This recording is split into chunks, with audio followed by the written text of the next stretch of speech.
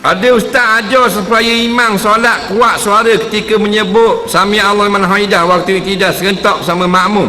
Apakah hikmat dan hukum melaksanakan? Dan kerana di Masjid Haram pun tidak berlaku. Kena pula bagi tidak rakaat 3 dan ke-4 serta bagaimana pula makmum perempuan. Adakah perlu kuat Rabbana walakal ham? Sekian mohon penjelasan.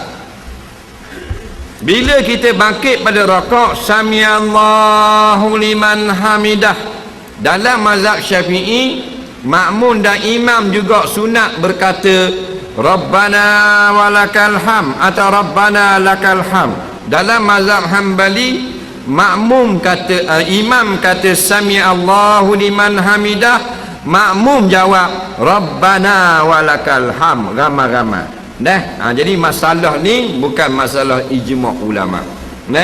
Kita tak mau baca pun tak apa, nak baca Sami Allah pun boleh, kita nak baca Rabbana lakal ham pun boleh, tapi bukan disuruh baca seketok beramai-ramai bersama imam seperti itu.